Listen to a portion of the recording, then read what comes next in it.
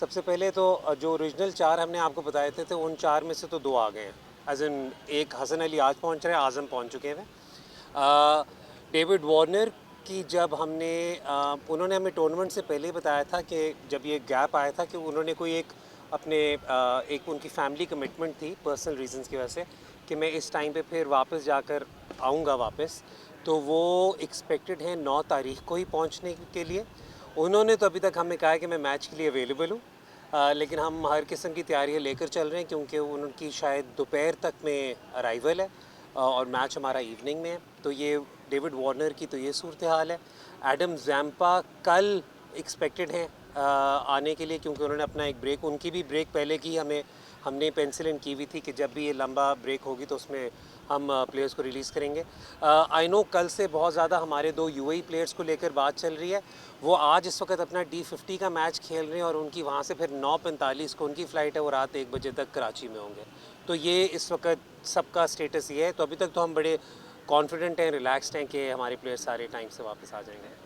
देखिए वो इस वक्त रिस्क है, लेकिन हम अभी तक सारी चीज़ों को कोशिश यही कर रहे हैं कि जितना नॉर्मल लेकर चल सकें उतना नॉर्मल लेकर ही चल रहे हैं। उसमें मैं प्लेयर्स का भी काफ़ी ग्रेटफुल हूँ कि उन्होंने अभी तक जो भी फ़्लाइट ऑप्शंस भी ली, उन्होंने केयरफुली वही फ़्लाइट ऑप्शंस ली जहाँ पर उन्हें हो कि एयर स्पेस क्लोजर का इशू नहीं है। जैसे आपको पता है इस दफ़ा जो मेजॉरिटी प्लेयर जो ऑस्ट्रेलिया या उस साइड से आए हैं, उन्होंने ये कोई भी यूएई के थ्रू वाली फ़्लाइट्स नहीं ली। उन्होंने बैंकॉक, श्रीलंका, चाइना ये वाली फ़्लाइट की ऑप्शंस ली हुई हैं।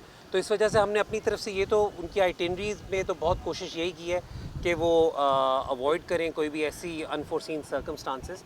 जहाँ तक यूएई वाले प्लेयर्स हैं उनका, क्योंकि देखें जब एक दफ़ा बोर्ड वापस तलब करता है तो आपको उसके लिए करना पड़ता है, लेकिन उसमें भी हम बहुत ग्रेटफुल हैं एमिरेट्स क्रिकेट बोर्ड के। उन्होंने कहा कि जी इनका एक मैच सिर्फ इनके सिलेक्शन पर्पसेस के लिए हमारे लिए वो ज़रूरी है, हमारा एक एसओपी है, उसके लिए उन्होंने वापस किया। उन्होंने वैसे originally they were expected to play 3 matches, but the Emirates board was kind enough to just call them in for 1 match.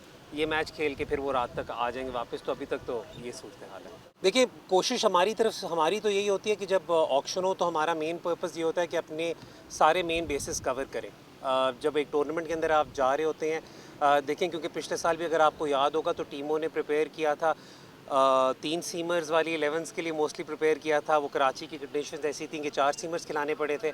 तो हमने इस दफ़ा कोशिश ये की थी कि हम अपने कप्तान को वो तमाम तर रिसोर्स प्रोवाइड कर सकें कि वो अगर 4 सीमर्स के साथ जाना चाहते हैं तो उसमें भी वो कंफर्टेबल हों, 3 सीमर्स के साथ भी कंफर्टेबल हों। प्लस आई थिंक जो अब आप हमारे पाकिस्तानी खिलाड़ी भी देख रहे हैं वो सारे ऐसे हैं जो अपने रोल में काफ़ी सेटल्ड हैं, उन्हें काफ़ी हद तक हमारी तरफ से क्लैरिटी है।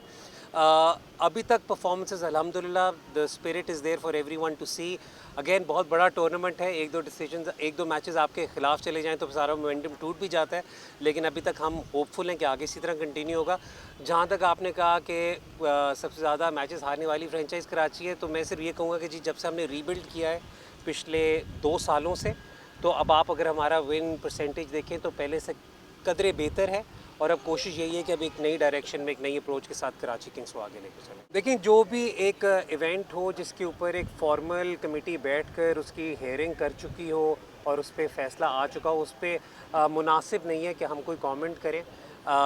इट्स जस्ट कि देखें जो टीम होती है, हमारा फोकस ऑब्वियसली उस मैच तक ही था जहाँ तक वो फोकस था। As far as anything else is concern उस पर हम कमेंट इसलिए भी नहीं करना चाहेंगे क्योंकि वो अगेन मैच रेफरी, अंपायर्स और उस टीम के हद तक उनकी इन्वेस्टिगेशन तक था। तो आई थिंक उन्होंने उस वक्त जो फैसला ले लिया, वी ग्रेटफुल टू देम कि it worked in our favour, लेकिन उसके beyond I don't think it is appropriate for us to comment on it क्योंकि वो it's now a close transaction. एक पहले जो आपने बात शुरू की वो आपने वैसे स्टार्ट की, लेकिन मैं उस पर वाली बात करूँ, अभी भी कराची को सिर्फ 4 मैचेस ही मिल रहे हैं कराची में। हमारे से ज़्यादा दूसरी टीमें कराची में खेल रही हैं, तो वो एक हमारा गिला है, हम अभी भी लाहौर में ज़्यादा मैचेस खेल रहे हैं। लेकिन अगेन जब इस तरह इवेंट हो रहा होता है, जब लेकिन टीमें ज़्यादा हों और हर एक को आप इक्वल होम एंड अवे ना दे सकते हो, तो हम अंडरस्टैंड कर सकते हैं जो लिमिटेशंस पीसीबी की भी थी। कॉम्बिनेशन देखें अभी तक तो विकेट देखकर ही पता चलेगा प्राइमरीली कि कॉम्बिनेशन में कोई तब्दीली होगी या नहीं होगी। अभी तक हमारे जो 12-13 लड़के हैं वो काफ़ी सेटल्ड हैं, उन्हें पता है कि उनसे क्या रिक्वायरमेंट है। तो as far as that combination is concern वो तो हम अभी तक उसी को लेकर चल रहे हैं, अनलेस के विकेट पे हमें कोई ऐसा सरप्राइज़ मिलता है और हम कंसिडर करना शुरू करते हैं चौथे सीमर की ऑप्शन को या नहीं। तो आपने जहाँ तक सपोर्टर्स की और फैंस की बात की, देखिए हम वो सलमान भाई ने बल्कि ट्वीट भी किया था, रिक्वेस्ट भी किया था। हम मेरे लिए तो देखें PSL is all about the fans. Fans आएंगे, रौनक लगेगी। अब तो कराची का स्टेडियम भी व्यूइंग एक्सपीरियंस बहुत बेहतर हो गया हुआ है। तो हमारी बस यही दुआ है कि अगर वो किसी मौके पे भी अगर ये फ़ैसला करते हैं तो I would request all fans to please come support their teams, क्योंकि PSL में रंग तो फैंस की तरफ से ही डलता है। देखिए हम वैसे तो overall as a unit, as a group हम वैसे ही बहुत कॉन्फिडेंट हैं, लेकिन जो एक थोड़ी सी चीज़ है वो ये है कि देखिए हमारे पिछले मैच में और इसमें 7 दिन की ब्रेक है, तो हमें काफ़ी हद तक अपना टूर्नामेंट रीस्टार्ट करना है इन कंडीशंस में अगले 4 मैचेस के लिए। तो वो बस असेस करेंगे, कंडीशंस एक्सेप्ट करेंगे। हमारा थिंक टैंक कितना एक्सपीरियंस्ड है, मसरूर हो गए, रवि बुपारा हो गए, मंसूर अमजद ने हमें ज्वाइन किया इस दफ़ा as a fielding coach as well. ये सारे इतने एक्सपीरियंस्ड लोग हैं कि आई एम वेरी कॉन्फिडेंट कि वो कंडीशंस को सही तरह रीड करेंगे और उसके मुताबिक फिर we will go in and field the 11। लेकिन हम confidence right now is running high. दुआ करें अल्लाह ताला इसी तरह तरक्की दे और कामयाबी दे। देखिए पिछले साल जब डेविड वार्नर आए थे तो उन्हें कप्तानी देने का बुनियादी मकसद ही ये था कि उनके साथ इरफान नियाज़ी, अरफात मिन्हास, हसन अली उनसे सीखें और फिर हम आगे चल के उस लीडरशिप कोर को आगे लेकर चलें। वो अनफॉर्चुनेटली आपको पता है जिस तरह डायनामिक्स कई दफ़ा होते हैं रिटेंशंस के, ऑक्शन के, उसमें अनफॉर्चुनेटली अरफात और इरफान तो हमारे साथ नहीं है। हसन अभी भी हमारे साथ है, लेकिन अब हमारा ओवरऑल एक जो कोर है और ग्रुप है उसमें काफ़ी यंग लड़के हैं। मैं तो यही कहूँगा कि Pakistani I think age wise सबसे ज़्यादा एज के शायद मीर हमज़ा है हमारी टीम में, बाकी सारे और under the age of 32 which is still a very young core and young group.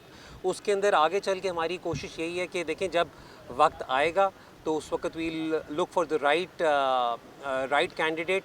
Warner की कप्तानी की सबसे ख़ास बात यही है कि वो एक बहुत इंक्लूसिव कप्तान है। कहीं पर भी कोई उसने फ़ैसला करना हो तो वो प्रॉपर हर एक से कंसल्ट करके हर एक की डिसीजन को सामने रख के, चाहे आज़म हो, चाहे सलमान अली आगा हो, चाहे हसन अली हो, उनसे कंसल्ट करके वो फ़ैसले ले रहा है।